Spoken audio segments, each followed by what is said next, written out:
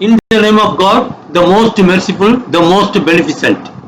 NSMSH Holy Academy Lecture, Chapter 1, Part C, Direct Taxation, Income Tax Act 1961, and we are continuing Basics of Income Tax Act 1961, and in this Part C, we will be discussing more about tax planning, tax avoidance, tax management, and tax evasion. So we will start up with understanding the gross total income in summary level and rounding off of total income, rounding off of tax and capital versus revenue in view of Income Tax Act, and tax planning, tax avoidance, tax evasion, tax management, and then diversion and application of income in these things. Okay. Syllabus and exam pattern will be covering of CA intermediate and CME intermediate level, and in this lecture that contains chapter 1 part C that will be covering these things. Gross total income, in short form it says GTI. It is described in section 80B subsection 5. The gross total income is the aggregate of income under all the 5 heads of income after adjusting the set off and carry forward of losses. From the 5 heads of this last episode or the income from salaries, income from house property, income from business or profession, and capital gain, and then income from other sources. They allow through the total the aggregate of income.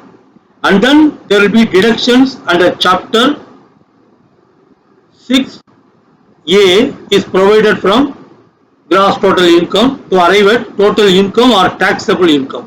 ஏன்னா total incomeல deductions கழிச்சதுக்கு பிற்பாடு taxable income, அதாவது எந்த அமௌண்ட்டுக்கு tax calculate பண்ணணும் சொல்றோமோ அதுதான் taxable income அப்படின்னு கண்டுபிடிக்கிறது. Okay, computation of total income for the assessment year. இதுதான் நம்ம சின்ன ஒரு டேபிள் மாதிரி நம்ம பார்க்கிறோம். computation of total income for the assessment year. So particulars one side, amount one side.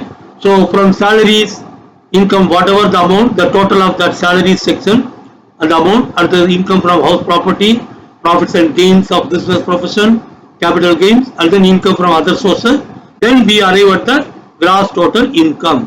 And then whatever deductions provided as per the Income Tax Act under section 80C to 80U. So on the amount of the total, when we put this thing less that deduction, then we get the total income. That means this is the taxable income. அதான் நம்ம புரிஞ்சுக்கணும். Rounding off of total income. The total income நம்ம round off பண்ணணும். நம்ம accounting sheetல இருந்தாலும் இது எல்லாமே ஜீரோல முடியற மாதிரி உள்ள ஃபிகரா இருக்கும்.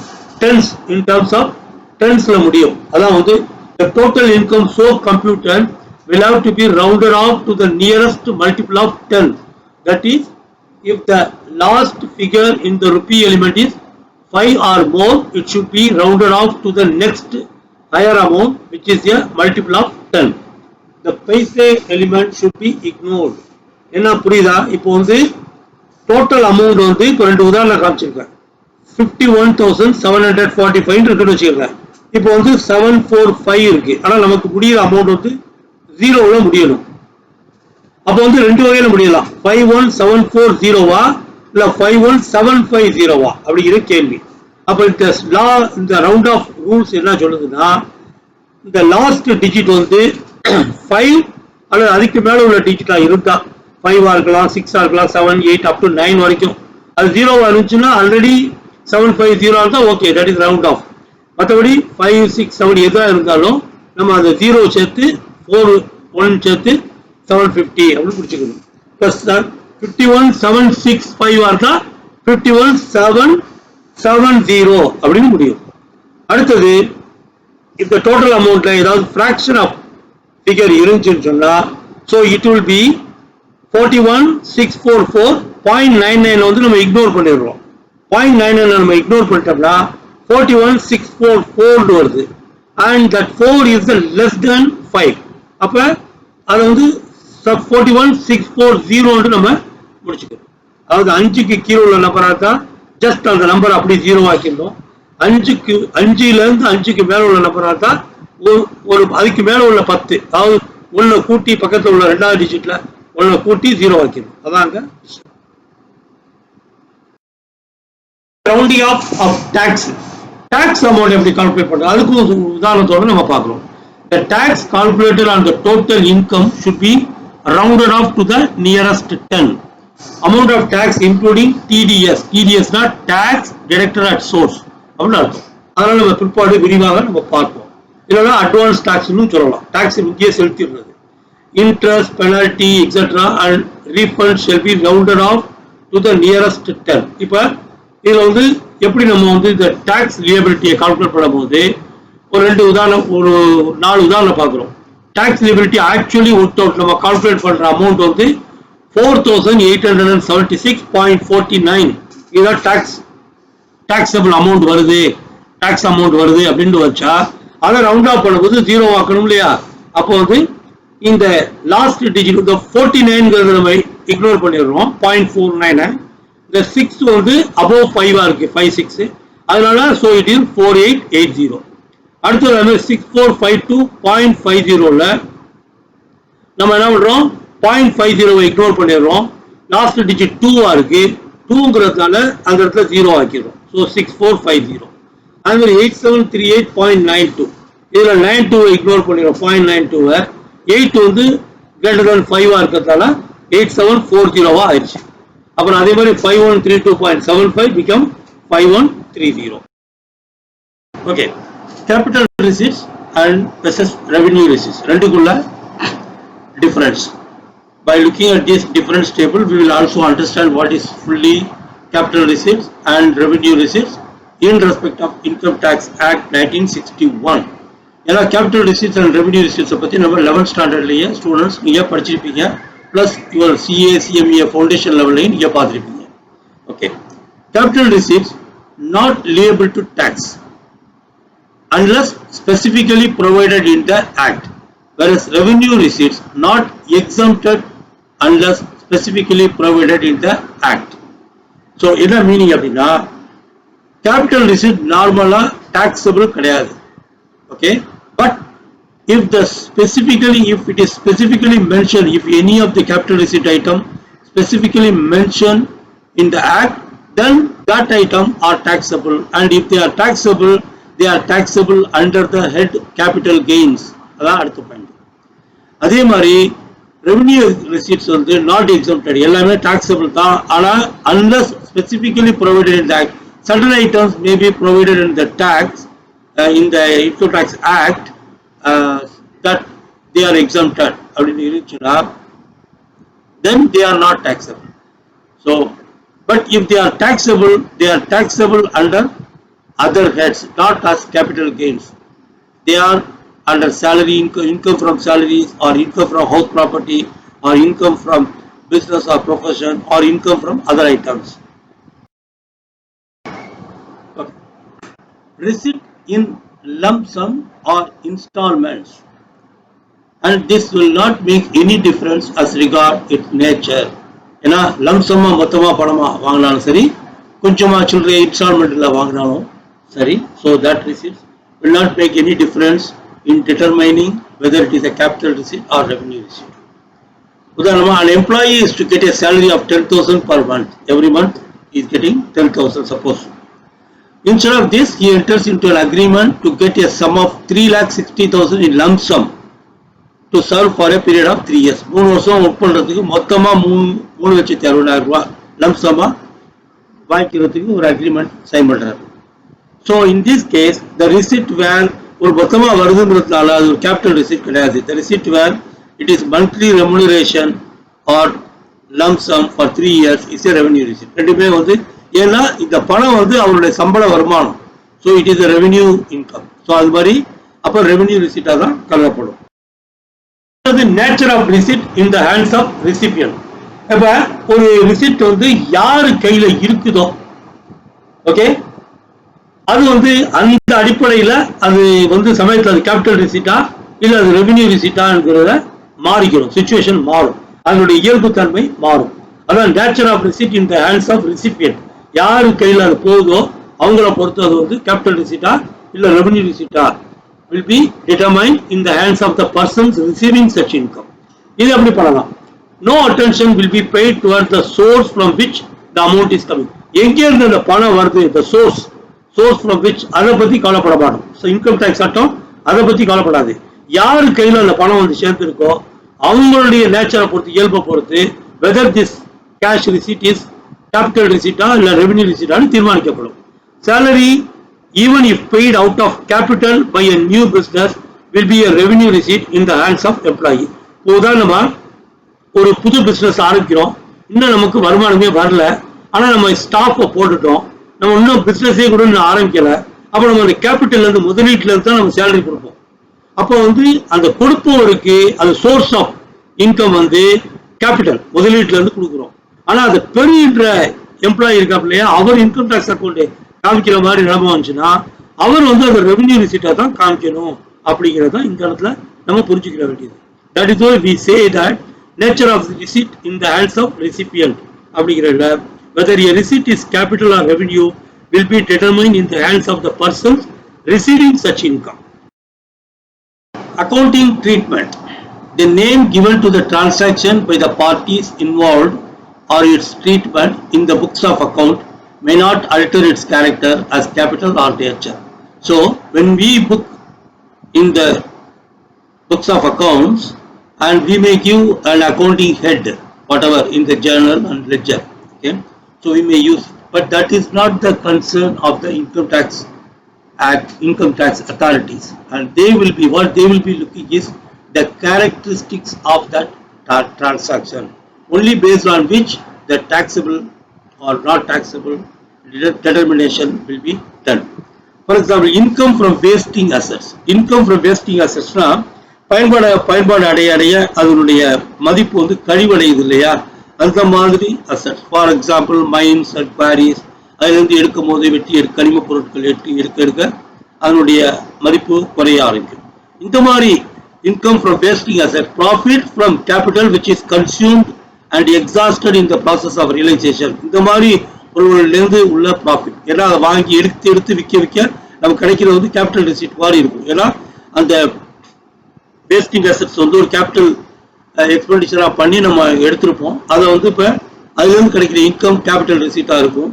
இருந்தாலும் example royalties from mines and quarries, they are taxable as income regardless of the consumption of capital involved in the process. Magnitude of receipt. The magnitude of the receipt, whether big or small, cannot decide the nature of the receipt. ஒரு transaction வந்து big அமௌண்ட்டாக இருக்கா இல்லை smaller அமௌண்ட்டாக இருக்கா அப்படிங்கிறத வச்சு அதனுடைய நேச்சரை டிட்டர்மைன் பண்ணுறது கிடையாது. It cannot be decided. It will be decided only based on the actual nature of the transaction, whether it is capital receipt or revenue receipt, or whether it is a capital expenditure or revenue expenditure. அடுத்தது time of receipt.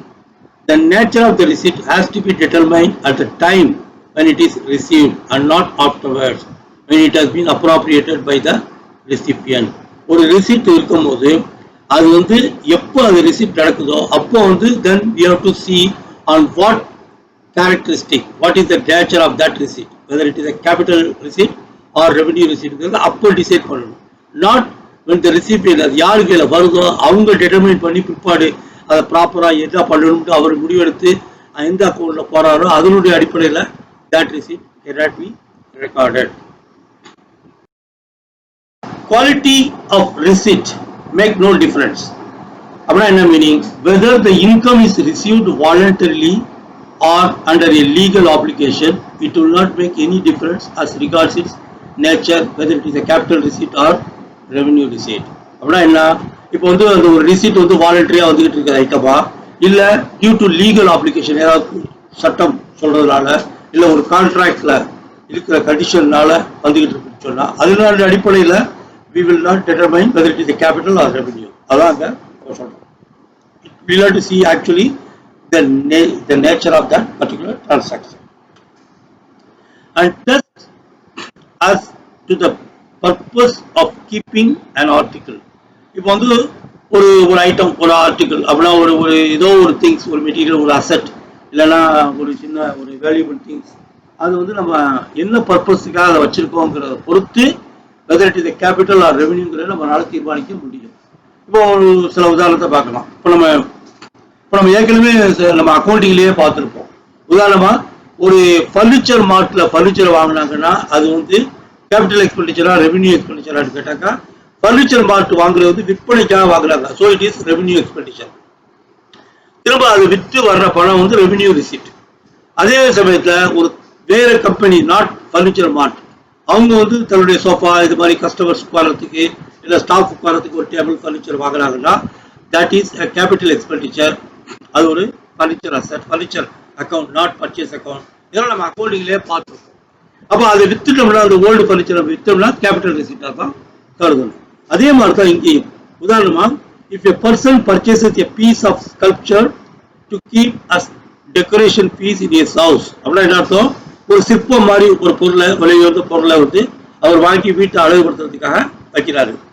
And he sold later on will bring capital receipt. அதை வந்து வித்தாருன்னா அதுல கிடைக்கிற காசு வந்து it will be called as capital receipt because of the nature. But if the same sculpture is sold by an art dealer, it will be his revenue receipt. அதே வந்து ஒரு சிற்ப கலைஞர் சிற்பத்தை செஞ்சு வித்துக்கிட்டு இருக்காரு, அப்போ வந்து அவருக்கு வந்து அது ரெவென்யூ ரிசீட். இதான் அங்க சொல்லப்படுற இந்த உதாரணம் சொல்லக்கூடிய விஷயம்.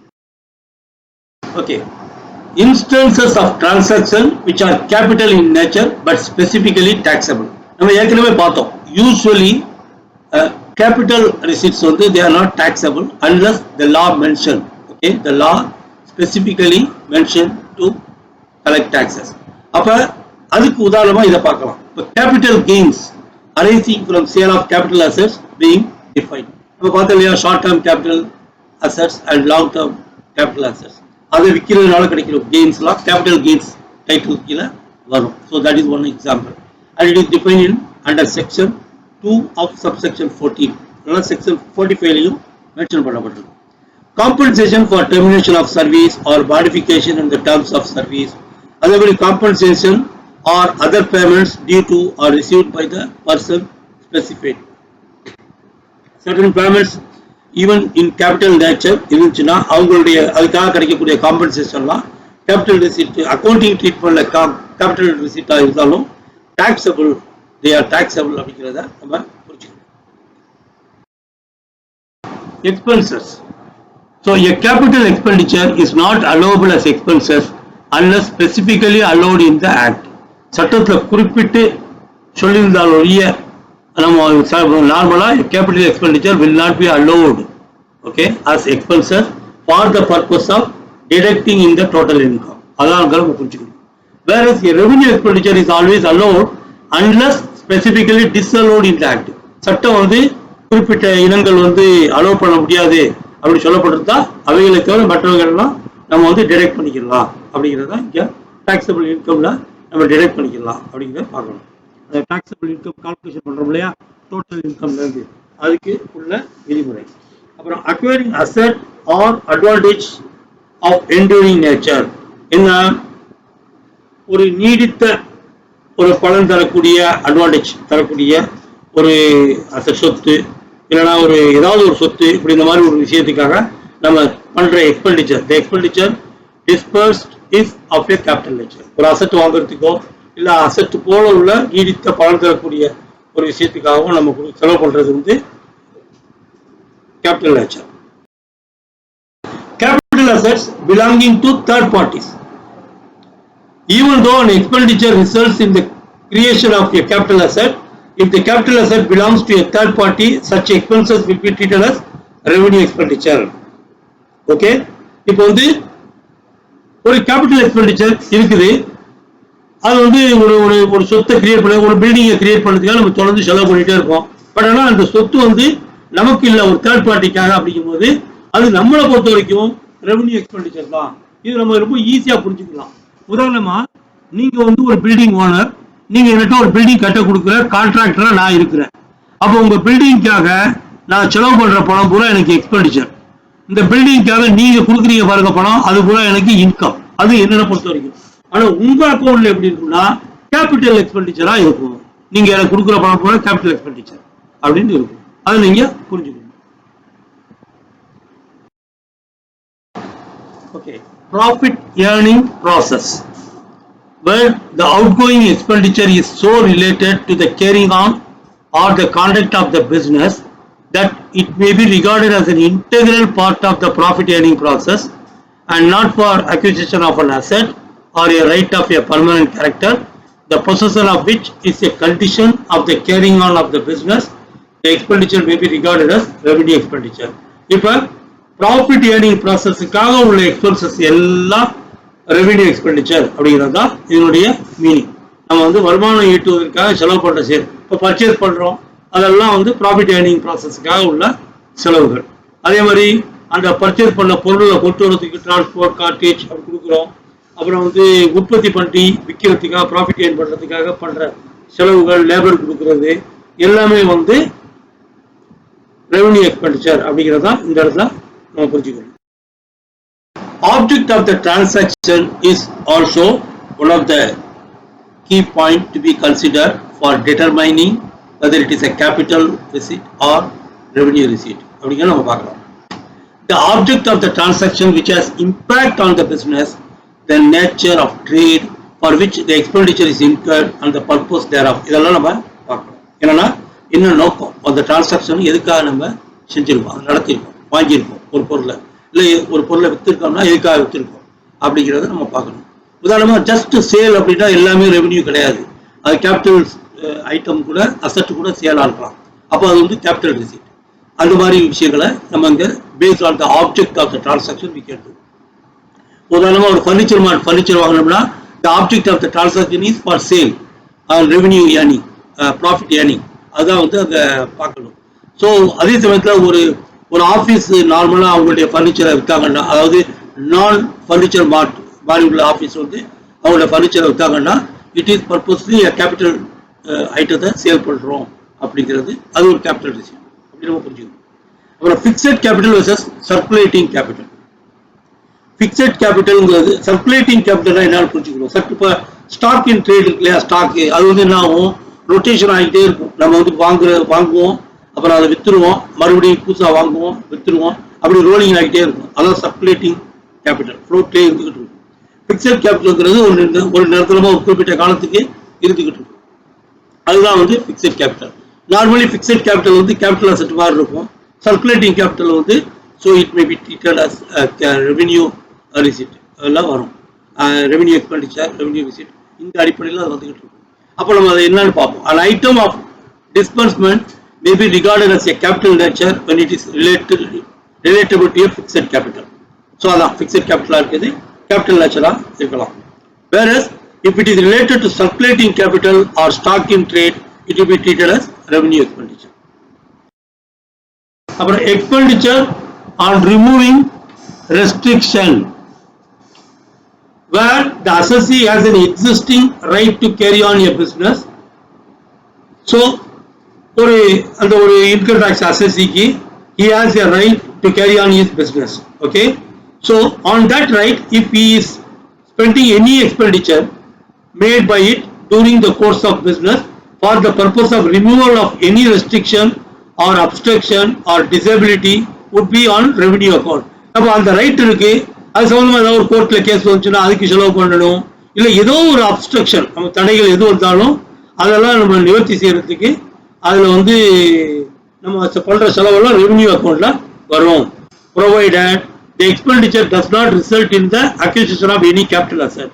இப்போ நம்ம அதுக்காக ஸ்பெண்ட் பண்றது மூலம் அந்த சொத்தே நமக்கு வருது, அது ஒரு சொத்தா வருதுன்னா அது கேபிட்டல் அசெட்டா மாறிடும். அப்படி இல்லாம அந்த ரைட்டை யூஸ் பண்ணி நம்ம பிசினஸ் பண்ணிக்கிட்டு இருக்கோம், அதுக்கு ஏற்படுற செலவுகள் அந்த ரைட்டை தக்க வச்சுக்கிறதுக்காகவோ இல்லை ரைட்ல ஏற்படுற தடைகளை நிவர்த்தி பண்றதுக்காகவோ, any restriction or obstruction or டிசேபிலிட்டியை நிவாரணம் கிடைக்கிறதுக்காக, ரெஸ்ட்ரிக்ஷன் ரிமூவ் பண்றதுக்காக பண்ற செலவெல்லாம் ரெவென்யூ அக்கௌண்ட் புரிஞ்சுக்கணும். Payment made to rival dealer to ward off competition in business would constitute capital expenditure. எப்படி இப்போ வந்து நம்மளுடைய போட்டியாளர், பிசினஸ்ல வியாபாரத்துல போட்டியாளர் இருக்காங்க, அவங்களால நமக்கு வந்து ஏதாவது நமக்கு நம்மளுடைய பிசினஸுக்கு வந்து ஒரு போட்டி ஏற்படலாம் அப்படிங்கிற தடுப்பதற்காக அந்த போட்டியை விரட்டுவதற்காக நம்ம வந்து அவருக்கு ஏதாவது பணம் கொடுத்து செட்டில் பண்றோம் அப்படின்னா so that becomes a capital expenditure. If the expenditure is a part of the working expenses in ordinary commercial trading, it is not capital but revenue expenditure. இது சில எக்ஸ்பென்சஸ் வந்து யூஸ்வலா பிசினஸ்ல வாடிக்கையா நடக்கக்கூடிய ஒரு செலவினம் அல்லது அதே மாதிரி உள்ள செலவுகள் அடிக்கடி கொடுக்குற மாதிரி இருக்கு அப்படி சொன்னா they are revenue expenditure, not capital expenditure. If the expenditure is incurred for the initial outlay or for extension of business or substantial replacement of equipment, it is capital expenditure. But if it is incurred for running the business or is laid out as part of the process of profit making, it is revenue in character. நம்ம ஏற்கனவே பார்த்தோம், ஒரு பொருள் வந்து பயன்பாட்டுக்கு கொண்டு வர வரைக்கும், அது ஒரு சொத்து, ஒரு அசெட், அது வந்து பயன்பாட்டுக்கு கொண்டு வர வரைக்கும் it will be capital nature. அதுக்கப்புறம் பயன்பாட்டு அதிலிருந்து கிடைக்கக்கூடிய இன்கம் அதுக்கான செலவு வந்து ரெவன்யூ எக்ஸ்பெண்டிச்சர் அப்படின்னு நம்ம பார்த்துருக்கோம். ஸோ அது that is the things until that point till put into use அப்படிங்கிற வரைக்கும். So that is the thing. But if it is incurred for running the business, okay, it is a revenue character. அதான் நம்ம பார்க்கணும். If expenditure is incurred for ensuring the regular supply of raw material, உதாரணமாக இப்போ ரா material supply கரெக்டாக கிடைக்கணுங்கிற ஒரு manufacturing plant வந்து அதுக்காக ஒரு சின்ன செலவு பண்ணுது, எக்ஸ்பெண்டிச்சர் யூஸ் பண்ணுது, அண்ட் தட் மேபி அந்த expenditure based on that expenditure the raw material supply can be ensured for maybe several years இருந்தால் கூட still they are on revenue account. அது ஒரு ரெவன்யூக்காக தான் கருதப்பட முடியும். When an owner incurs expenditure on additions in a building which enhances its value, the expenditure can be of a capital nature. இது ஒன்றும் simple. ஒரு பில்டிங் 2 ஃப்ளோர் இருக்கு, 3ஆவது ஃப்ளோர் கட்டுறாரு, இல்லை ஏதாவது ஒரு ரூம் எக்ஸ்ட்ரா எடுக்கிறாரு, அதெல்லாம் capital expenditure. But if a tenant, இதான் ரொம்ப முக்கியமான விஷயம், but if a tenant incurs an expenditure on a rented building for its renovation, he does not acquire any capital asset because the building does not belong to him and ordinarily such an expenditure will be of a revenue nature. இப்போ ஒரு colony இருக்கு, நான் வந்து அந்த காலனியை வந்து ஃபுல்லா paint அடிச்சு ரீனோவேட் பண்ணி எல்லாம் பண்றேன், புது கஸ்டமர் அட்ராக்ட் பண்றதுக்காக, டெனன்ட்ஸ் அட்ராக்ட் பண்றதுக்காக. உள்ள ஒரு 10 வருஷம் ஆச்சு, ரொம்ப பழமையா இருக்குது, இதை புதுசா மாத்துவோம் அப்படின்னு நான் செலவு பண்ணேன்னா அது எனக்கு capital nature. Because I am the owner of that building, so it is for my capital nature. So இது வந்து கேபிட்டல் அக்கௌண்ட்ல வரும், கேபிட்டல் நேச்சர்ல வருது. அதே சமயத்துல என்னுடைய பில்டிங்ல தங்கி இருக்கிற ஒரு டெனன்ட், ஒரு வாடகைக்கு தங்கி இருக்க ஒருத்தர், அவருக்கு தான் குடியிருக்கிற அந்த ஒரு போர்ஷனை மட்டும் அவருக்கு வர கெஸ்ட்டை அட்ராக்ட் பண்றதுக்காகவும், இல்லை மற்ற காரர்களுக்கு, இல்லை பிள்ளைகளுக்கு கல்யாணம் ஏதாவது திருமணம் நடத்துறதுக்காக அவர் பெயிண்டிங் எல்லாம் மாற்றி ஒரு ஃபிலிம் காட்டணும் அப்படிங்கிற மாதிரி அவர் முடிவு பண்ணிட்டாரு சொன்னா, அப்போ அவர் பண்ற செலவு வந்து கேபிட்டல் எக்ஸ்பென்ஸ் கிடையாது, அவருக்கு அது ரெவன்யூ எக்ஸ்பென்ஸ் இருக்கும். அதுதான் நம்ம புரிஞ்சுக்கணும். ஏன்னா அவர் இன்கம் டேக்ஸ் கட்டுறவரா இருந்தா இது எனக்கு முதலீட்டு செலவுன்னு சொல்ல முடியாது. ஏன்னா அவர் வந்து எப்போ நான் காலி பண்ண சொல்லணும் அப்போ அவர் காலி பண்ணிட்டு போயிடணும். அதனால அதை வந்து ஒரு முதலீடா கருதப்படக்கூடாது. It is a revenue expenditure for him. Acquisition of the goodwill of the business is acquisition of a capital asset. ஒரு நன்மதிப்பு குட்வில் சொல்ல முடியா, அது மாதிரி நம்ம வாங்கிட்டோம்னா, ஏதாவது ஒரு பேரு அந்த மாதிரி வாங்கிட்டோம்னா அது வந்து கேபிட்டல் அசெட் தான். And therefore its purchase price would be capital expenditure.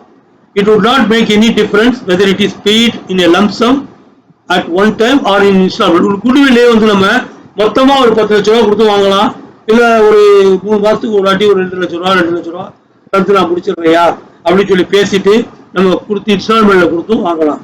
எப்படி வாங்கினாலும் அது ஒரு கேபிட்டல் எக்ஸ்பெண்டிச்சர் தான். Where however the transaction is not one for acquisition of the goodwill but for the right to use it, the expenditure would be revenue expenditure. இதே இது வந்து நம்ம பொதுவாகவே பேர் நம்ம காலத்துக்கு நம்ம பிசினஸ் பண்ற காலத்துக்கும் பயன்படுத்திக்கிறதுக்காக நம்ம வாங்கின குட்வில்லா இருந்தா அது வந்து கேபிட்டல் அசெட். அப்படி இல்லாம நான் ஒரு 5 வருஷத்துக்கு இந்த பேரை யூஸ் பண்ணிக்கிறேன், அதுக்கப்புறம் திரும்ப விட்டு அந்த சான்றிதழ் போயிடும். இது ஒரு 10 வருஷத்துக்கு நான் யூஸ் பண்ணிக்கிறேன் அந்த பேரை அப்படின்னு சொல்லிட்டு வாங்கிட்டோம்னா that is revenue expenditure. Expenses incurred by the assessee for the purpose of creating, curing or completing the title is capital expenditure. Title அப்படின்னா என்ன அர்த்தம்? The ownership title, அதாவது சொத்தினுடைய உரிமை, அந்த ஓனர்ஷிப் டைட்டில் தான் டைட்டில் இஸ் கேபிட்டல் எக்ஸ்பெண்டிச்சர். இப்போ வந்து அது மாதிரி ஒரு ஒரு ஒரு ஒரு பில்டிங்கோ இல்லை ஒரு லேண்டோ ஏதோ நம்ம கிரியேட் பண்ணுறோம், ஒரு பிளான்ட்டோ ஏதோ ஒன்று கிரியேட் பண்ணுறோம். ஸோ இல்லை ஏற்கனவே இருக்கிறத நம்ம வந்து சீரமைக்கிறோம், ஆர் அன்ஃபினிஷ்ட் ஐட்டத்தை நம்ம கம்ப்ளீட் பண்ணுறோம். ஸோ அதுக்கான செலவெல்லாம் capital expenditure. And on the other hand, if such expenses are incurred for the purpose of protecting the same, it is revenue expenditure. இது மாதிரி இல்லாமல் புதுசாக கிரியேட் பண்ணி இல்லை வந்து நம்ம புனரமைக்கிறோம், க்யூரிங்கிறது புனரமைக்கிறது, இல்லை அதை அன்ஃபினிஷ்ட் ஐட்டத்தை ஃபினிஷ் பண்ணுறோம் for the purpose of putting into use அப்படிங்கிற வரைக்கும், till that point it is capital expenditure. அதே சமயத்தில் already it is in use, but for regular maintenance நம்ம பண்ணுறோம் அப்படின்னா, because of why do we do the regular maintenance? In order to protect the same, அதனுடைய பாதுகாக்கிறது, அதனுடைய தன்மையை, பயன்பாட்டு தன்மையை பாதுகாக்கிறதுக்காக தான் நம்ம மெயின்டெனன்ஸ் பண்ணுறோம். So that is revenue expenditure. One illustration you will see, a cement company, இது ஒரு கேஸ் லாவில் இருந்து வருது. இது சிஎம்ஏல இன்டர்ல டிசம்பர் 2011ல கொஸ்டினா வந்துச்சு. அதை நம்ம புரிஞ்சுக்கிறோம். ஓகே, சப்ஜெக்டிவ் டைப் கொஸ்டினா வந்துச்சு. It is also from a case law. Okay, a cement company entered into an agreement with a supplier for purchase of additional cement plant. ஒரு அடிஷனலா ஒரு சிமெண்ட் பிளான்ட்டே வாங்குறதுக்கு ஒரு சப்ளையர்ட்ட ஒரு அக்ரிமெண்ட் போட்டாச்சு. And the agreement, one of the conditions in the agreement was that if the supplier failed to supply the machinery within the stipulated time, the company would be compensated at 5% of the price of the respective portion of the machinery without proof of actual loss. இப்போ வந்து குறிப்பிட்ட காலத்துக்குள்ள அந்த supply பண்ணலாம், மெஷினரியை supply பண்ண தவறிட்டா 5% அதுக்குள்ள portion அந்த மெஷினரியை வந்து எந்த செலவும் காமிக்காமலே நஷ்டஈடு மாதிரி கொடுக்கணும், காம்பன்சேஷன் கொடுக்கணும் அப்படின்னு சொல்லிட்டு ஒரு கண்டிஷன் அந்த அக்ரிமெண்ட்ல இருக்குது. அடுத்தது, the company received 8.5 lakhs from the supplier by way of liquidated damages on account of his failure to supply the machinery within the stipulated time. So அந்த டயத்துக்குள்ள கொடுக்காததுனால ஒரு 8.5 lakhs அந்த சப்ளையர்ட்ட இருந்து லிக்விடேட்டட் டேமேஜஸ் மாதிரி, டேமேஜஸ் கிளைம் மாதிரி வாங்கியாச்சு. Liquidated டேமேஜஸ்னா அந்த damage ஆனதுக்கு அதுக்கு ஒரு மதிப்பு போட்டு அந்த டேமேஜுக்கு நம்ம வாங்கிக்கிற பணம். Okay, on account of his failure to supply the machinery within the stipulated time. So இது வந்து what is the question, what is the nature of it, whether it is a capital ரிசிட்டா இல்லை ரெவென்யூ ரிசிட்டா அப்படிங்கிறது தான் கேள்வி. இதை வந்து நம்ம அனலைஸ் பண்ணி ஆன்சர் கொடுக்கணும். So let's see this thing. Solution என்ன? அப்போ ஒரு கேஸ்லாம் இருக்குது. இந்த கேஸ் ஆஃப் சிஐடி, சிஐடினா ஷார்ட் நேம்ல நான் கொடுத்துருக்கேன், கமிஷனர் ஆஃப் இன்கம் டாக்ஸ், அதான் சிஐடின்னு வச்சுருக்காங்க. பெரும்பாலும் நீங்க கேஸ் லா புக்ல எல்லாம் பாத்தீங்கன்னா சிஐடின்னு இருக்கும். That means commissioner of income tax. Income tax commissioner இருக்காருல்ல அவருக்கும் அசஸ்சிக்கு இடையில தான் நிறைய கேஸ் வரும். அப்பதான் அது வழக்கு நீதிமன்றத்துக்கு போகும். அதனால பெரும்பாலும் இந்த இன்கம் டாக்ஸ் வழக்குல பாத்தீங்கன்னா கமிஷனர் ஆஃப் இன்கம் டாக்ஸ்ங்கிறது ஒன்று இருக்கும் நிச்சயமா. ஓகே, ஏன்னா அவர் மேல தான் நம்ம கேஸ் போட முடியும். நமக்கு ஏதாவது முறையீடு இருந்தா அவர் மேல தான் நம்ம கேஸ் போட முடியும். Commissioner of income tax versus Saurashtra cement limited அப்படிங்கிற கம்பெனி 2010 நடந்த கேஸ். ஓகே, இது வந்து அப்பெக்ஸ் கோர்ட்டுக்கு வந்துச்சு. ஓகே, அப்போ அங்க கொடுத்த நீதிமன்ற தீர்ப்பு என்னவா இருந்துச்சுன்னா, the damages were directly and intimately linked with the procurement of capital asset which lead to delay in coming into existence of the profit making apparatus. It was not a receipt in the course of profit earning process. இப்போ அந்த 8.5 lakhs damage வந்து எதுக்காக வந்துச்சுன்னா, அந்த purchase பண்ற plant பண்ணும்போதே இருக்கப்பட்ட condition படி அந்த 5% காம்பன்சேஷன் கொடுக்கணுங்கிற நிபந்தனையின் படி கிடைச்ச பணம். இது வந்து ப்ராஃபிட் மேக்கிங்காக கிடைச்ச வருமானம் கிடையாது. Therefore, the amount received by the assessee towards compensation for sterilization of the profit earning source not in the ordinary course of business is a capital receipt. அதனால இது வந்து ஒரு கேபிட்டல் ரிசீட் தான். இது வந்து பிசினஸ்ல சம்பாதிச்ச சம்பாத்தியம் கிடையாது. இது வந்து முதலீட்டுல எடுத்த ரிசீட் அப்படிங்கிறது தான் அங்க நம்ம புரிஞ்சுக்கணும். ஏன் இந்த ஒரு கேஸ் வந்துச்சுன்னு சொன்னா, ஏன்னா அந்த income tax commissioner of income tax முதல்ல இது உண்மையிலேயே அப்படி ஒரு நடந்த கேஸ். அவங்களுக்கு வந்த பணம் வந்து 8.5 lakhs வந்ததை வந்து இன்கம் டாக்ஸ் கமிஷனர் என்ன சொன்னாரு, இதுக்கு டாக்ஸ் கட்டு அப்படின்ட்டாரு. ஏன்னா இது உனக்கு ஒரு இன்கம், 8.5 lakh வந்துருச்சு, நீ டாக்ஸ் கட்டு அப்படிங்கிறாரு. இந்த சௌராஷ்டிரா சிமெண்ட் கம்பெனி அட்வொகேட் என்ன சொல்றாருன்னா, இது எனக்கு கேபிட்டல் அசெட்டியா, எனக்கு கேபிட்டல் ரிசிப்ட், நான் ஏன் டாக்ஸ் கட்டணும், சட்டம் சொல்லலையே அப்படின்னு சொல்றாரு. இல்ல இது கேபிட்டல் ரிசிப்ட் கிடையாது, ரெவன்யூ ரிசிப்ட் தாண்டு கமிஷனர் ஆஃப் இன்கம் டாக்ஸ் சொல்றாரு. உடனே வழக்கு வந்து நாட்டாமையிட்ட போயிடுச்சு, கோர்ட்ல நீதிமன்றம் போயிடுச்சு. நீதிமன்றம் சொல்றது இது கேபிட்டல் ரிசிப்ட் தான், so therefore they need not pay the tax அப்படிங்கிறதா இதுல இது சிஎம்ஏல வந்து முக்கியமான question. So this is very important for that. Okay okay now let's see tax planning. இப்போ நம்ம முக்கியமான இந்த சாப்டர்ல பார்க்க வேண்டிய விஷயங்கள் tax planning, tax avoidance, tax evasion and tax management. இதில் நவ் அண்ட் ரொம்ப இன்ட்ரெஸ்டிங்கான topics. And let us understand the complete income tax act, அதனுடைய பிஹேவியர் எல்லாமே பேஸ்ட் ஆன் தீஸ் 4 items. ஸோ அதை நம்ம பார்க்கலாம். Tax planning is a way to reduce tax liability by taking full advantages provided by the Act through various exemptions, deductions, rebates and relief. என்ன meaning? Tax பிளானிங்னாலே tax சம்பந்தப்பட்ட திட்டமிடுதல். எதுக்காக அந்த திட்டம் போடுறோம்? To reduce tax liability. நம்ம செலுத்த வேண்டிய டாக்ஸ் அமௌண்ட்டை எப்படி குறைக்கலாம் அப்படிங்கிறத சட்டபூர்வமா சிந்திச்சு, சட்டத்தினுடைய அடிப்படையில் நம்ம நேர்மையா சிந்திச்சு செயல்படுறதுக்கு பேர் தான் டாக்ஸ் பிளானிங் அப்படின்னு சொல்றோம். ஓகே, எப்படி அதை அந்த நம்ம ரெடியூஸ் பண்ண முடியும் அப்படின்னு பார்க்கும்போது let's see some details, because we can take the exemptions offered by the Income Tax Act. சில exemptions விதிவிலக்குகள் கொடுக்குறாங்கல்ல, அதை எடுத்துக்கலாம். டிடக்ஷன்ஸ், அவங்க வந்து இதெல்லாம் கழிச்சுக்கலாம் அப்படி கொடுக்கக்கூடிய டிடக்ஷன்ஸை நம்ம எடுத்துக்கிறோம். ரிபேட்ஸ், இன்கம் டாக்ஸ்ல கொடுக்கக்கூடிய ரிபேட்ஸ் ஏதாவது தள்ளுபடி இருந்துச்சுன்னா அதை எடுத்துக்கிறோம். அவங்க கொடுக்கக்கூடிய நிவாரணம், ரிலீஃப், எல்லா வசதிகளும் நம்ம பயன்படுத்திக்கிட்டு if we can reduce our plan பண்றதுக்கு பேர் தான் tax planning. It is a way to reduce tax liability by applying script and moral of law. அப்படின்னா முக்கியம் என்னன்னா, எழுதப்பட்ட சட்டம் இருக்கு இல்லையா, சட்டம் அப்ரூவ் பண்ண அந்த சட்டத்தினுடைய விதிமுறைகள் அதுக்கு மாற்றம் இல்லாமல், சட்டத்தை மீறாமல், அதே சமயத்தில் நேர்மையான நெறிமுறைகளையும் மீறாமல் செய்யக்கூடிய ஒரு விஷயம் தான் டாக்ஸ் பிளானிங். நேர்மையான நெறிமுறைகளையும் மீறக்கூடாது, சட்டத்தினுடைய விதிமுறைகளையும் மீறக்கூடாது. அப்படி மீறாம சாத்தியப்படுமானால் அந்த நம்ம கொடுக்கக்கூடிய டாக்ஸை ரெடியூஸ் பண்ண முடிஞ்சுன்னா that is tax planning. It is the scientific planning. அதனால ஒரு விஞ்ஞானபூர்வமான முறையில நம்ம வந்து எப்படி இதை கொண்டு போக முடியும் அப்படிங்கிறத நம்ம இன்கம் டாக்ஸ் லாவை நல்லா படிச்சுக்கிட்டா அது வந்து நமக்கு கூட புரியும். It is the scientific planning so as to attract minimum tax liability or postponement of tax liability for the subsequent period by availing various incentives, concessions, allowance, rebates and relief provided in the Act. ஊக்கத்தொகை, இன்சென்டிவ்ஸ்னா ஊக்கத்தொகை, கன்செஷன்னா சலுகைகள், அலவன்ஸ்னா கொடுக்கக்கூடிய allowances, ரிபேட்ஸ்னா தள்ளுபடி, ரிலீஃப்னா நிவாரணம். இந்த இதெல்லாம் பயன்படுத்தி how can we reduce the tax liability by scientific planning based on the Income Tax Act 1961 and various judiciary verdicts. Court கொடுக்கக்கூடிய கேஸ் லாஸ் அடிப்படையில் நம்ம எப்படிலாம் பண்ண முடியும் அப்படிங்கிற பார்க்கறது தான் இந்த விஷயங்கள். Okay, tax planning example. One may look for incentives from tax planning by saving via retirement plans.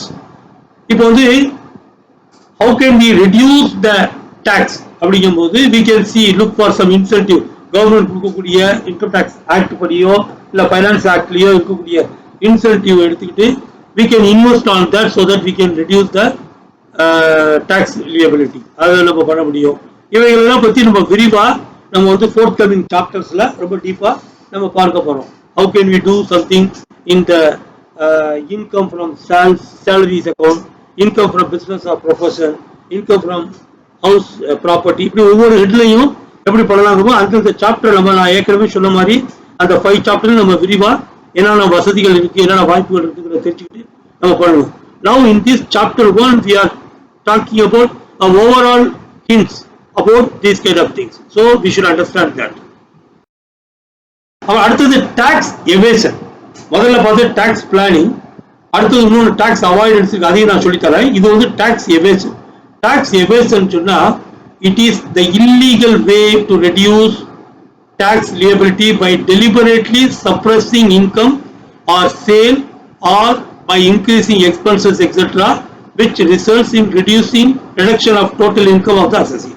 இப்போ முதல்ல சொன்ன மாதிரி திட்டம் போட்டு நேர்மையான முறையில நான் வரி செலுத்த வேண்டிய அமௌண்ட் வந்து குறைக்காம இன்கம் டாக்ஸபிள் இன்கம் குறைச்சி காட்டுறது செய்யாம முறைகேடா பேராசப்பட்டு முறைகேடா நான் என்ன பண்றேன், சில விஷயங்களை மறைச்சு ஒழிச்சு தகுதி திருத்தம் பண்ணி தில்லுமுள்ளு பண்ணி காமிக்கிறது தான் டாக்ஸ் எவேஷன். இந்த டாக்ஸ் எவேஷன்ங்கிறது சட்டப்படி குற்றம். இதை பத்தி நம்ம விரிவா பார்ப்போம். The tax evasion is illegal, சட்டத்துக்கு புறம்பானது, குற்றம். Both in script and moral.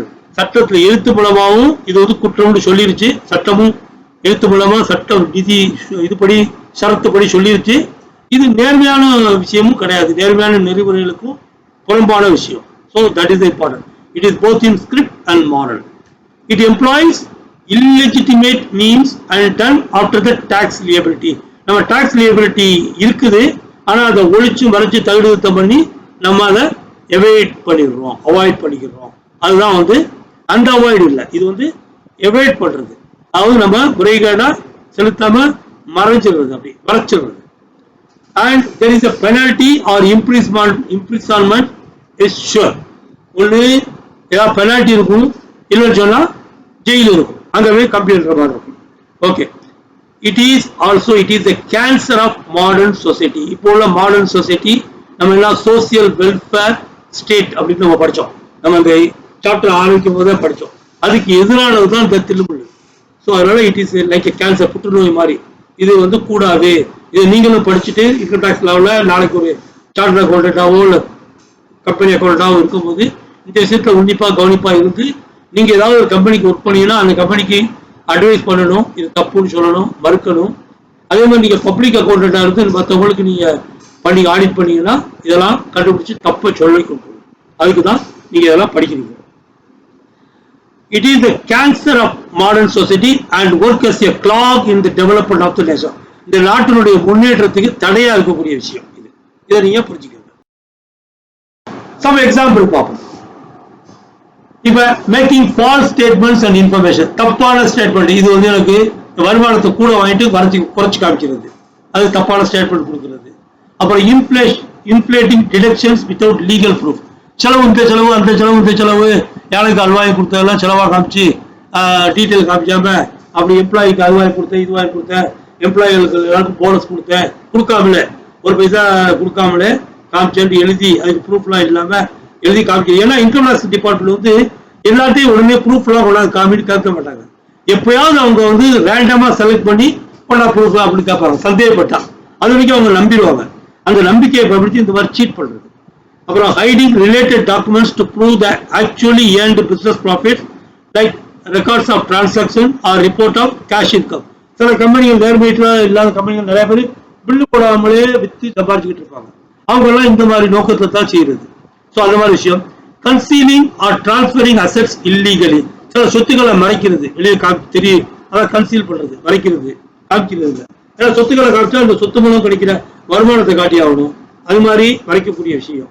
அப்புறம் இந்த காலத்துல இப்போ வந்து புதுசா வந்து பேன் கார்டு வந்துருச்சு, எல்லா பேங்க் அக்கௌண்ட்டும் கவர்மெண்ட்டுக்கு தெரியும்.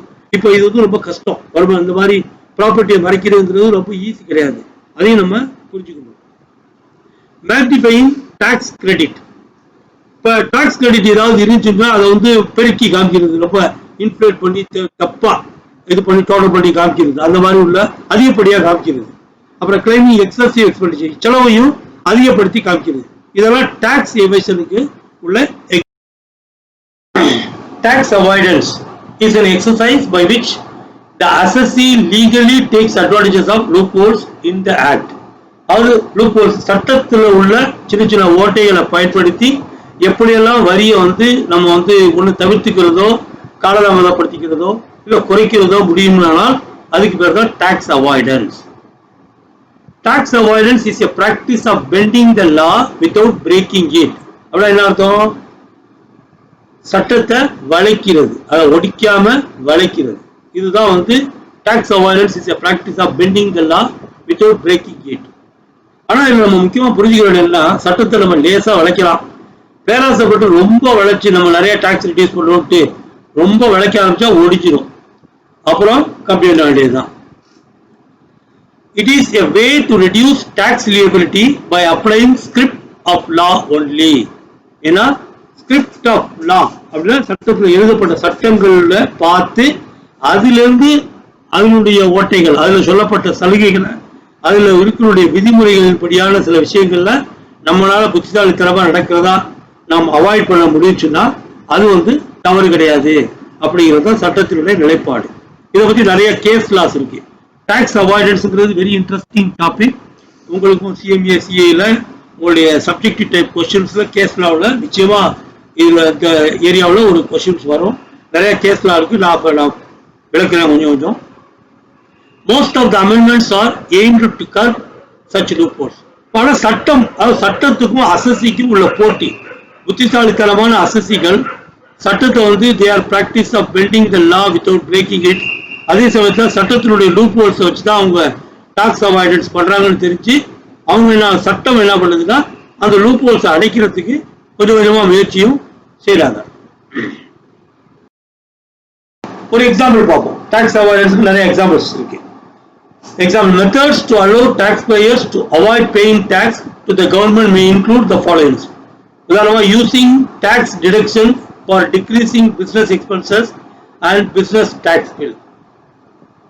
Okay, tax deductions பயன்படுத்திக்கிட்டு எதெல்லாம் tax deductions பண்ண முடியும் அப்படிங்கிறத நம்ம பயன்படுத்திக்கிட்டு business expenses and business tax bill வந்து நம்ம பண்ணலாம். அதுவும் இல்லாம delaying the payment of tax until a later date with an appropriate tax deferral plan. Tax deferral plan படி அது இப்போ இந்த வருஷத்துடைய வருமானத்தில் காமிச்சு டாக்ஸ் கட்டுறதை விட நம்ம அந்த வருமானத்தையே கொஞ்சம் முடிஞ்சா டெஃபர் பண்ணி காமிக்க முடியுமா அப்படிங்கிற சில சலுகைகளை பயன்படுத்துறது. Taking advantage of tax credits for legal purposes like business purchases, benefiting the company's employees for sick leave and family leave.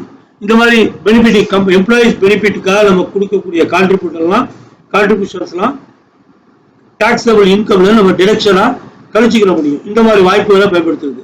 புது பிசினஸ் பர்ச்சேஸ் பண்ண அதுக்குள்ள சலுகைகள் பயன்படுத்திக்கிறது. இன்வெஸ்ட்மெண்ட்ல கொண்டு போய் நம்ம பண்ணும்போது கவர்மெண்ட் அலோடு கவர்மெண்ட் பாண்ட்ஸ்ல எல்லாம் இன்வெஸ்ட் பண்ணும்போது இந்த டாக்ஸ் பிளானிங்ல படிச்சோம் இல்லையா, அந்த உத்தியையும் இதுல பயன்படுத்திக்கலாம். And sheltering revenue from tax liability through the establishment of employee retirement plans. Employee retirement plans இதை பத்தி நம்ம விரிவா இன்கம் ஃப்ரம் சேலரிஸ்ல பார்க்கும்போது நம்ம அந்த சாப்டர்ல பார்ப்போம்.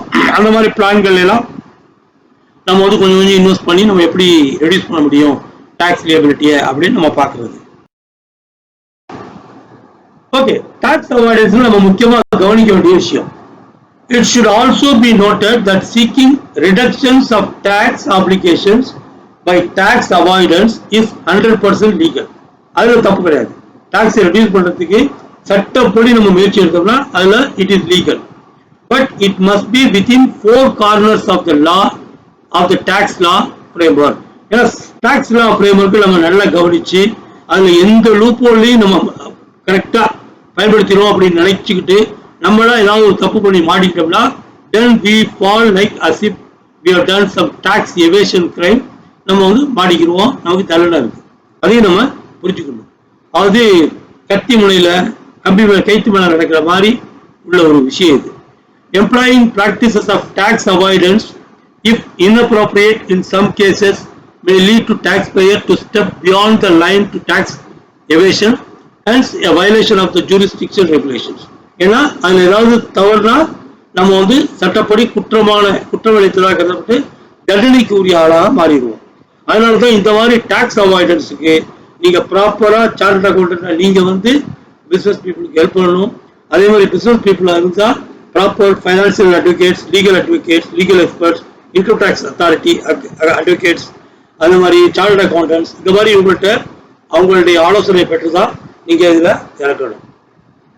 முதலாவது பாத்தீங்கன்னா அந்த பக்கத்துல டயக்ராம் பாருங்களேன். டாக்ஸ் பிளானிங் கரெக்டா நீங்க செய்யும்போது நீங்க வந்து மாரலாவும் குற்றம் பண்ண முடியாது, சட்டப்படியும் குற்றம் கிடையாது.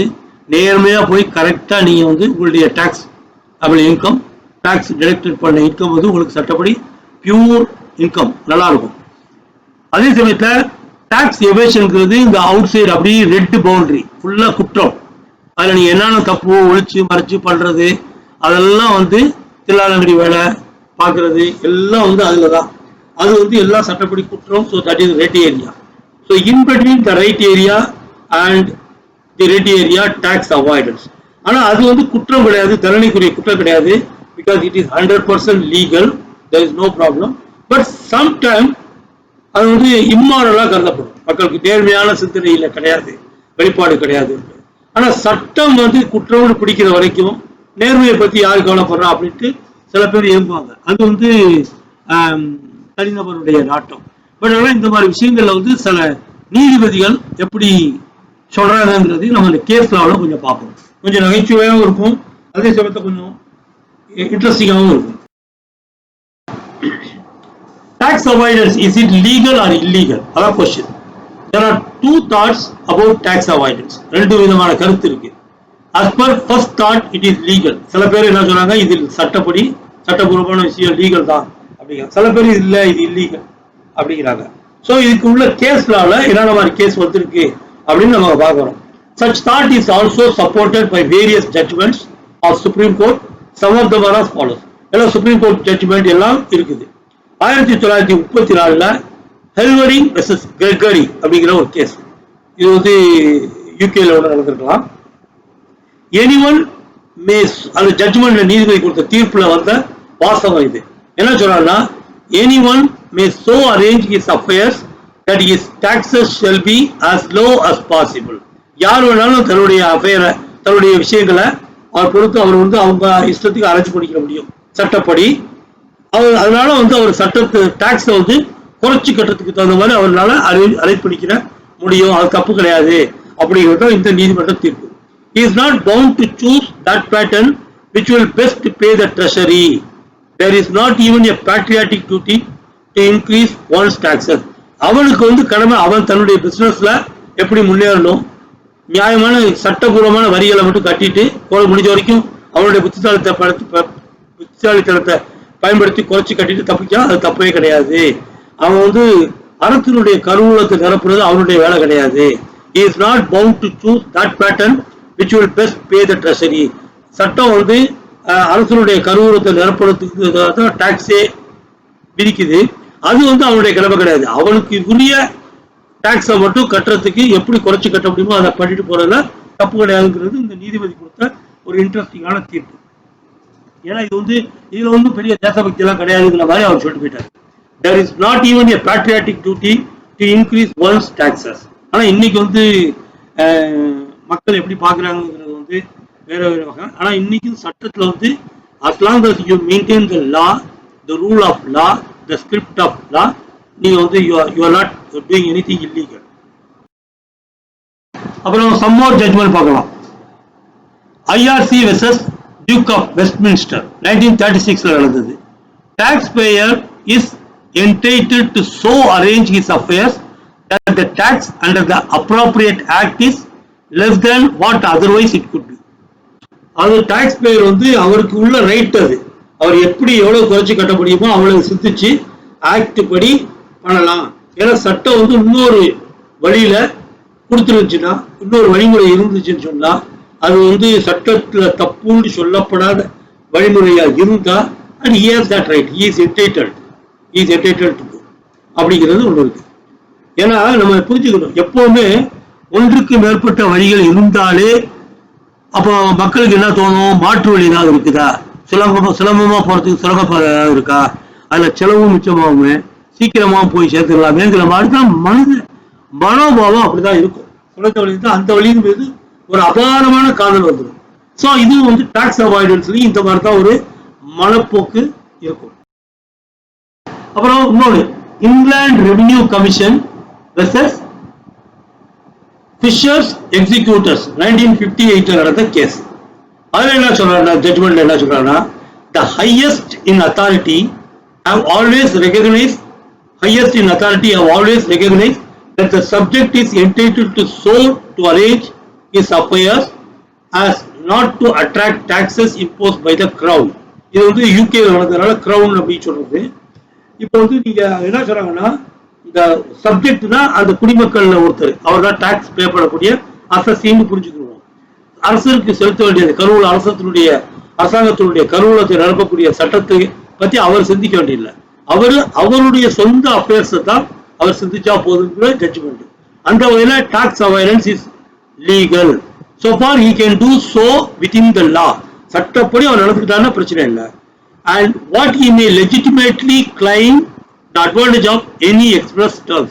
சட்டம் வெளிப்படையாக சொல்லியிருக்கக்கூடிய விஷயங்கள்ல உள்ள அட்வான்டேஜஸ் எல்லாம் அவர் பயன்படுத்திக்கலாம். ஆர் எனி ஒமிஷன் சட்டம் விட்டுருச்சு மறந்துருச்சு அதையும் அவர் பயன்படுத்திக்கலாம் அப்படிங்கிறதா any omission that he can find in his favor in taxing act. Income tax ஆக்ட்ல டாக்ஸிங் ஆக்ட் அப்படின்னு அவங்க சொல்றாங்க. அதுல வந்து என்ன மாதிரி சலுகைகள் இருந்தாலும் எதுவும் அட்வான்டேஜ் சொல்லியிருந்தா அதையும் பயன்படுத்திக்கலாம். சட்டம் சொல்லாம விட்டு போன விவகாரத்துல ஒரு நன்மை இருந்துச்சுன்னா அதையும் அவர் பயன்படுத்திக்கலாம் அப்படிங்கிறான். In doing so he neither comes under liability nor incurs blame. அதனால அவர் மேல குறையும் சொல்ல முடியாது, அவர் பணமும் கொடுக்க வேண்டியதில்லை, அதாவது எக்ஸ்ட்ரா வரியும் கட்ட வேண்டியதில்லை அப்படிங்கிற ஒரு தீர்ப்பு. CIT versus Raman and company case 1968 நடந்தது. அதில் உள்ள தீர்ப்பு எப்படி இருந்துச்சுன்னா அவர் என்ன பண்றாரு முதல்ல அதை நம்ம புரிஞ்சுக்கணும். So the Raman and company they were so arranging the commercial affairs that the charge of tax is distributed. அப்போ வந்து டிஃப்ரெண்ட் இன்வெஸ்ட்மெண்ட், அப்போ உதாரணமாக ஒரு நியூ பாலிசி எடுத்துக்கிறது, எம்ப்ளாயீஸ் இன்சூரன்ஸ் பாலிசி, இந்த மாதிரி அப்போ உள்ள ஸ்கீம் படி பயன்படுத்தி எதுக்கெல்லாம் வரி சலுகை இருக்கோ அந்த மாதிரி எடுத்து இன்வெஸ்ட் பண்ணி so they are so arranging commercial affairs that the charge of tax is distributed. அந்த சார்ஜ் வந்து அப்படி பல்வேறு விதமான இன்வெஸ்ட்மெண்ட்ல போட்டுட்டு அவங்க வந்து டோட்டல் டாக்ஸபிள் இன்கம் குறைச்சி காமிச்சு வரி சலுகையை பெற்றுக்கிறாங்க. இல்லைன்னா வரி டிடக்ஷனுக்கு பெற்று வரியை குறைச்சி கட்டுற மாதிரி அவங்க ஏற்பாடு பண்ணிக்கிறாங்க. So that is the thing. அதை வந்து ஜட்ஜ் பார்க்குறாரு, எல்லாத்தையும் பார்த்துட்டு அவர் வந்து ஓகே நீ நல்லா வருவாடா அப்படின்னு சொல்லி மனசுக்குள்ள நினைச்சுக்கிட்டு he is giving that delivery of judgment. ஏன்னா avoidance of tax liability by so arranging commercial affairs that the charge of tax is distributed is not prohibited. ஏன்னா சட்டம் இதை தடை செய்யலை. A taxpayer may resort to a device to divert the income before it accrues or arises to him. அவர் வந்து ஏதாவது ஒரு new policy scheme ஏதாவது ஒரு ஸ்கீம் படி அவர் வந்து அதோட டிவைஸ்ன்னு சொல்றது, ஓகே, ஒரு சாதனம்னு சொல்றது. So he can resort to a device to divert the income before it accrues or arises to him. Effectiveness of the device depends not upon consideration of morality but on the operation of the Income Tax Act. அந்த மாதிரி ஒரு புது வழிமுறையை பயன்படுத்தி அவர் வந்து வரியை மிச்சப்படுகிறது வந்து அது ஒரு எஃபெக்டிவா இருக்கும் அவருக்கு பைனான்சியலா. ஆனா அது நேர்மையான நெறிமுறையில வருமா, அவர் மனசாட்சி அது உறுத்தாதாங்கிறது அது அவருடைய சொந்த தனிப்பட்ட விஷயம், சட்டம் அதை பார்க்காது அப்படிங்கிறது தான் இந்த தீர்ப்புல வர்ற ஒரு விஷயம். நீனா பாத்துக்கலாம், நீனா புரிஞ்சுக்கலாம், நீ நல்லா வருவடா அப்படின்னு மனசுக்குள்ள நினைச்சுக்கிட்டு தீர்ப்பை கொடுத்துருது. சட்டப்படி உங்களை தப்பு இல்லை, ஆனா நீ நல்லா வருவா போ அப்படின்ட்டு மனசுக்குள்ள நினைச்சுக்கிறது. Shrimati C Kamala versus commissioner of income tax இன்னொரு கேஸ். அதுல எப்படி தீர்ப்பு கொடுத்தாங்க, it is quite possible that when a transaction is entered into one form known to law, the amount received under that transaction may attract liability under the act, and if it is entered into another form which is equally lawful, it may not attract such tax liability. என்ன சொல்றாருன்னா சட்டத்துல ரெண்டு விதமான வழிமுறை இருக்கு. ஒன்று வந்து tax கட்டுற மாதிரி வருது, இன்னொன்று வந்து டாக்ஸ் கட்டாத மாதிரி, கட்ட வேண்டிய அவசியம் இல்லாத மாதிரி வருது. அப்படின்னு சொன்னா அவங்க வந்து யாரு தனக்கு எது சாதகமா இருக்கோ அதை அவங்க பயன்படுத்திக்கிட்டோம் அப்படிங்கிறது தான் இந்த தீர்ப்புடைய மிக முக்கியமான சட்ட சரத்து. But when the assessee has adopted a later one, it would not be open to the court to hold him liable for tax. அவங்க எதை எடுத்துக்கிறாங்க, அது ஒரு சட்ட வரி குறைச்சி கட்டக்கூடிய ஒரு இதை அவங்க தேர்ந்தெடுத்துக்கிட்டாங்கன்னாக்கா கோர்ட் வந்து அவங்கள கேள்வி கேட்க முடியாதுங்கிறது தான் இங்க உள்ள பாயிண்ட். அடுத்தது some arguments against tax avoidance. இல்ல டாக்ஸ் அவாய்டன்ஸ் தப்பு அப்படின்னு சொல்லக்கூடிய சில தீர்ப்புகளும் வந்திருக்கு. அதுல ஒரு தீர்ப்பை நம்ம பார்ப்போம். McDowell and company limited versus commissioner of income tax 1985 நடந்தது. இது சுப்ரீம் கோர்ட்ல தீர்ப்பு வந்துச்சு. Observe we think time has come for us to depart from Westminster principle. Tax planning may be legitimate provided it is within the framework of law. Westminster principle என்ன tax avoiding வந்து legitimate சொன்ன ஒரு principle. ஆனா இப்போ வந்து நம்ம time வந்து இப்போ நேரம் வந்துருச்சு, நம்ம மாத்தி யோசிக்கணும் அப்படிங்கிற மாதிரி சுப்ரீம் கோர்ட் சொல்லிட்டு போய் என்ன சொல்றாங்க, tolerable devices cannot be part of tax planning and it is wrong to encourage or certain the belief that it is honorable to avoid the payment of tax by resorting to dubious methods. சில பேர் தப்பு வெவ்வேறு மெத்தடை காமிச்சு டாக்ஸ்ல அந்த Roop holes இருக்கிறத பயன்படுத்தி tax avoid பண்றது தப்பு. கலரபிள் டிவைசஸ்னா ஒவ்வொரு பலவிதமான இதை கொண்டு வர்றது, பலவிதமான உத்திகளை பயன்படுத்தி கொண்டு வர்றத நான் வந்து கலரபிள் டிவைசஸ் சொல்லுது. அதான் வேற மாறுபட்ட யோசனையில கொண்டு வர்றது. சட்டம் வந்து அதெல்லாம் வந்து தடுக்கல அப்படி தெரிஞ்சுக்கிட்டு புதுசு புதுசா எழுதுறது. ஏன்னா புதுசுங்கிறது பழக்கத்துக்கு வந்ததுக்கு தான் சட்டம் பாராளுமன்றம் கூடி அது தப்பு அப்படின்னு சொல்லும். அதுக்கு முந்திக்கிட்டு டக்குன்னு முடிச்சுக்கிறது அந்த மாதிரி விஷயங்கள். It is the obligation of every citizen to pay honestly without resorting to subterfuges. அப்படின்னா என்ன அர்த்தம்னாக்கா, ஒவ்வொரு குடிமகனுக்கும் ஹானஸ்டா பே பண்ணணும், கவர்மெண்ட் கஜானாக்கு பே பண்ணணும், டாக்ஸ் பே பண்ணணும், வேற மெத்தட்லாம் போகக்கூடாது அப்படிங்கிறத இந்த உச்சநீதிமன்ற தீர்ப்பு சொல்லியிருக்கு. அடுத்தது commissioner of income tax versus BM Kharwar 1969. இதுல சுப்ரீம் கோர்ட் என்ன சொல்றா, the taxing authority is entitled and is indeed bound to determine the true legal relation resulting from a transaction. If the parties have chosen to conceal by a device the legal relation, it is open to the taxing authorities to unravel the device and to determine the true character of relationship. But the legal effect of a transaction cannot be displaced by probing into substance of the transaction. இது ஒரு முக்கியமான தீர்ப்பு. என்ன சொல்றாங்கன்னா, ஏதாவது ஒரு வகையில் இந்த டாக்ஸிங் அத்தாரிட்டிக்கு ஒரு ரைட் இருக்கு. என்ன ரைட்னா, ஏதாவது ஒரு கலரபிள் டிவைசஸ் இந்த மாதிரி ஒரு உத்தியை காமிச்சு டாக்ஸ் டிடக்ஷன் டாக்ஸ் அவாய்டிங்க்கு பிளான் பண்ணி இருந்துச்சுன்னா, அப்போ வந்து அதுல கொஞ்சம் டீப்பா இன்வெஸ்டிகேட் பண்ணி அதுல என்ன அவங்க இது பண்ணியிருக்காங்க, என்ன நோக்கம், என்ன பர்பஸ்ல பண்ணியிருக்காங்க என்று பார்க்கக்கூடிய ஒரு அதிகாரம் உங்களுக்கு இருக்குது. அந்த வகையில அந்த லீகல் எஃபெக்ட் செல்லும், பார்த்துட்டு அது தப்புன்னு சொல்ல முடியும் அப்படிங்கிற அளவுக்கு அந்த தீர்ப்பு போகுது. But legal effect of a transaction cannot be displaced. சட்டம் வந்து என்ன நோக்கத்துல இருக்குதோ அந்த நோக்கத்துக்கும் சிதையப்படக்கூடாது அப்படிங்கிறது சட்டத்துல ஒரு முக்கியமான நியதி. கான்ஸ்டிடியூஷன்ல அது ஒரு முக்கியமான விதி. அப்படிங்கும்போது அந்த சட்டம் எந்த நோக்கத்துக்கு வருது, ஒரு அளவுக்கு மேற்பட்ட வருமானம் வரும்போது அதுல இருந்து குறிப்பிட்ட அமௌண்ட் வந்து அந்த அரசனுடைய கஜானாக்கு வந்து ஆகணும். கஜானாக்கு வந்து அது மூலம் சோசியல் வெல்ஃபேர் ஸ்டேட்டினுடைய காரியங்கள் நடக்கணும். அப்ப அந்த விதிமுறைக்கு சிதைக்கிற மாதிரி அந்த நோக்கத்தை பழுது பண்ற மாதிரி இவன் புதுசா அவனுக்கு கண்டுபிடிச்சு கொண்டு வந்தானாக்கா அதை தடுக்கிறதுக்கு சட்டத்துக்கு அதிகாரம் இருக்குங்கிறது தான் இந்த தீர்ப்புல ஒரு நோக்கம். இப்போ வந்து likely we will understand technical differences based on this definition. இப்போ அந்த டாக்ஸ் பிளானிங்க்கு tax avoidance, tax management and tax evasion இந்த நாளுக்குள்ள டிஃபரன்ஸ் என்ன? டாக்ஸ் மேனேஜ்மெண்ட்டுக்கு nothing, but we do that and we manage. How do we manage அப்படிங்கிறது தான் tax management. இப்போ நம்ம டாக்ஸ் பிளானிங் தான் என்ன, அவாய்டன்ஸ்னா என்ன, டாக்ஸ் எவேஷன் தான் என்னங்கிறதையும் நம்ம பார்த்துட்டோம். So now let's analyze the difference. The difference based on definition. So based on the definition, what are the difference? Tax planning is a way to reduce tax liability by taking full advantages provided by the Act through the various exemptions, deductions, rebates இதெல்லாம் பயன்படுத்தி tax reduce பண்ணுறது. Whereas tax avoidance, it is an exercise by which the assessee legally takes advantage of the loopholes in the Act. சட்டத்தில் உள்ள ஓட்டைகளை சட்டபூர்வமா எடுத்துக்கிறாரு. அதாவது he is bending the act, okay, not breaking it. அதனால அவர் ஜெயிலுக்கு போக மாட்டாங்க. And tax management it is a procedure to comply with the provisions of the law. ப்ராப்பரா procedure படி நடத்துகிறது. And tax evasion it is the illegal way, சட்டத்துக்கு புறம்பான வழி, to reduce tax liability by deliberately முறைகேடா suppressing income or sale or by increasing its expenses. அது ஒண்ணு வருமானத்தை குறைச்சு காட்டுறது, இல்லைன்னா செலவை கூட காட்டுறது. ஏன்னா செலவு டைரக்ட் ஆகும்ல, அதனால which results in reduction of total income of the assessee. அடுத்தது features, அதனுடைய அம்சங்களை பொறுத்து என்ன difference? The tax planning it is a practice to follow the provisions of law within the moral framework ஆகும். டாக்ஸ் பிளானிங்கிறது ப்ராப்பரா மாரலா நேர்மையாகவும் நடந்துக்கிறது, சட்டப்படி நடந்துக்கிறது. வேற டாக்ஸ் அவாய்டன்ஸ் வந்து சட்டப்படி நடந்துக்கிறோம், ஆனா நேர்மையா நடந்துக்கிறோமா இல்லையாங்கிறது doubt. It is a practice of bending the law without breaking it. நம்ம சட்டத்தை லேசா பெண்ட் பண்றோம், வளைக்கிறோம், ஆனா நம்ம அதை ஒடிக்கல அப்படிங்கிற இது. And it is implementation or execution part of taxation department of organization. இது வந்து நம்ம ப்ராப்பரா இந்த டிபார்ட்மெண்ட் என்ன சொல்லுதோ அந்த department how they are implementing அப்படிங்கிறது அந்த tax management.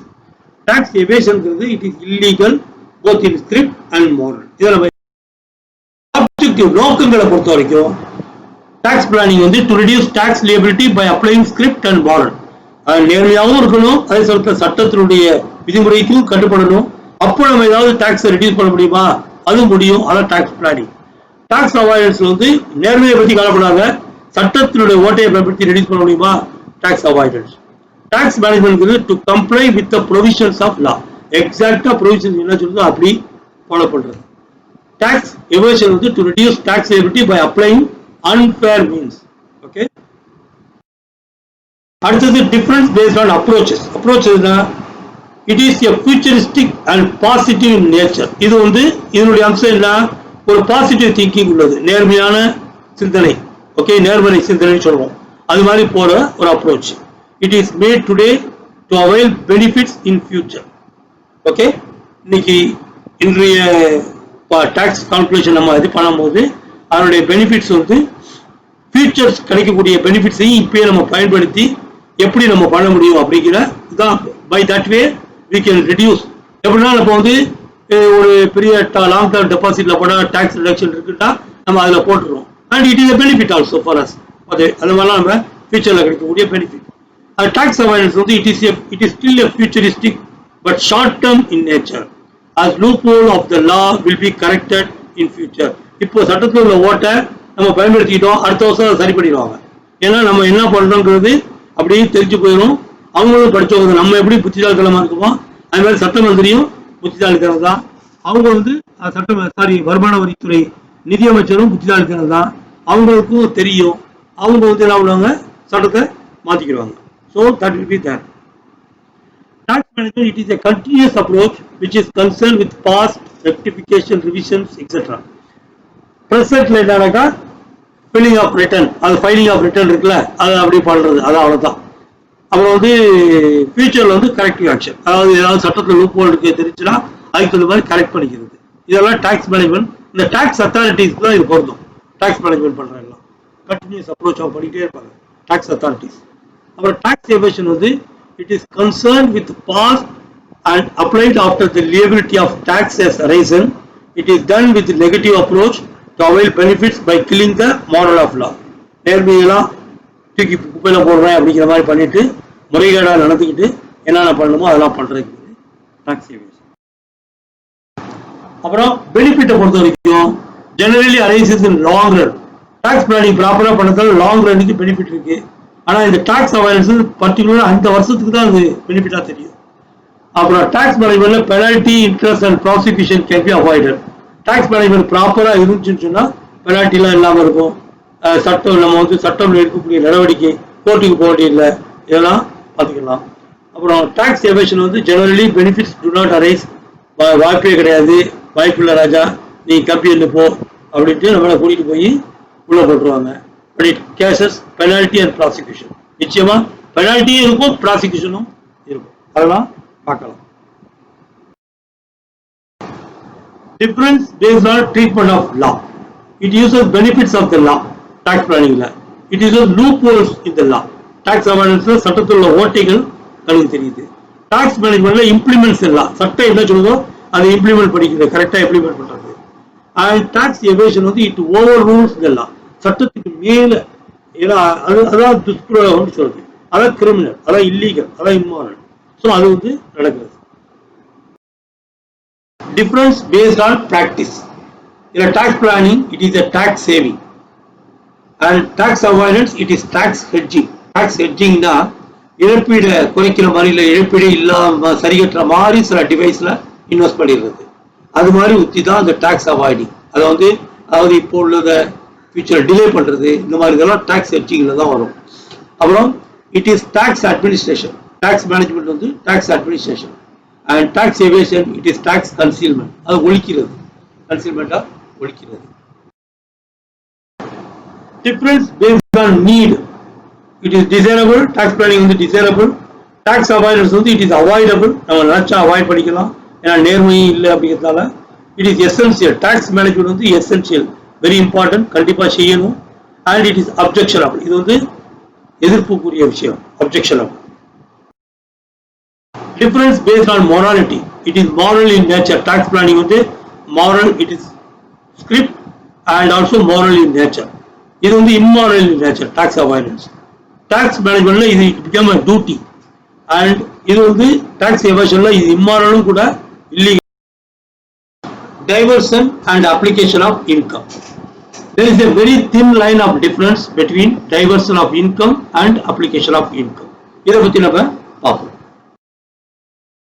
okay diversion of income ஒவ்வொரு பிரிவுல நம்ம how we are diverting that income அப்படிங்கறத பத்தி நம்ம பார்க்கணும் whereby virtue of an obligation income is diverted before it reaches to the assessee it is known as diversion of income and it is not taxable இந்த மாதிரி divert பண்ணிட்டோம்னா அது வந்து that portion is not taxable that is even if the assessee were to collect the income he does so on behalf of the person to whom it is payable இத நம்ம ஒரு உதாரணத்துல நம்ம பார்ப்போம் A, B and C are co-authors of a book the publisher of the book gave the whole royalty of 6 lakhs to A மொத்தமா அந்த 6 lakhs royalty அந்த publisher புத்தக publisher வந்து A ட்ட கொடுத்துறாரு மூணு பேருக்கும் உள்ள அந்த சேர்ந்து எழுதுன அந்த புத்தகத்துக்கு and what A does and A வந்து 6 lakhs அவர் இன்கம் காமிச்சாருன்னா it is taxable income அவர் என்ன பண்றாருன்னா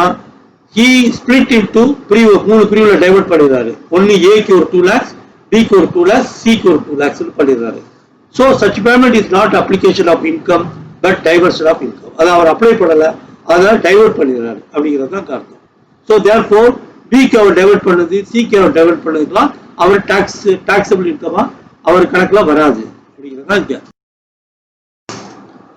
whereas application of income means to discharge an obligation அப்ப which is gaseous or self-imposed after such income reaches the assessee hence it is taxable அப்ப அவர் என்ன பண்றாரு he is applying that fund இப்போ வந்து நம்ம போன உதாரணத்துல ABC கடையில அந்த ராயல்டி கிடைச்ச fund 6 lakhsல he is applying 2 lakhs for his own obligation and the remaining 2 lakh வந்து B க்கு C க்கு டைவர்ட் பண்ணிடுறாரு so அதுதான் இங்க வந்து application of income the 2 lakh he is applying that things and therefore it is taxable அப்படிங்கறத நம்ம புரிஞ்சுக்கணும் ஆகவே மாணவ செல்வங்களே நீங்கள் தான் நமது நாட்டின் எதிர்காலத்திற்கான ஆதார விதைகள் செழிப்பான இந்தியா என்பது நேர்மையாளர்கள் உழைப்பாளர்கள் கையில் மட்டும்தான் இருக்கிறது தேசபக்தி என்பது திண்ணை பேச்சில் முடிந்துவிடக்கூடாது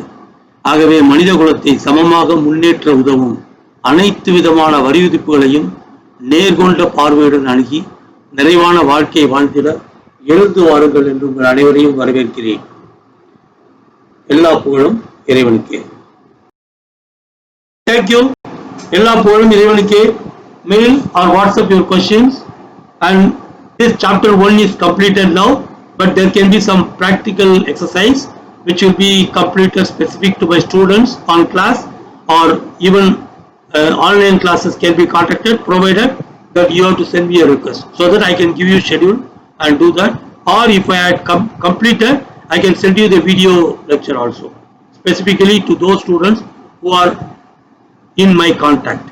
So to me my contact either you can send me a comment to my video lecture or call me to my email address and send me an email with your detail so that I can send you the PDF document or the video link and your opinions are welcome.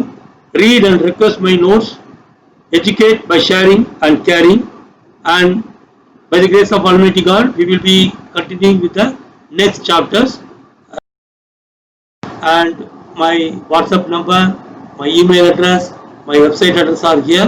Please use them and share my videos video links to other friends of yours. Acknowledgement with thanks contents based on textbook study materials of the Institute of Chartered Accountants of India and the Institute of Cost and Management Accountants of India, prepared and presented by NSM Saul Nabeel. எல்லா புகழும் இறைவனுக்கு.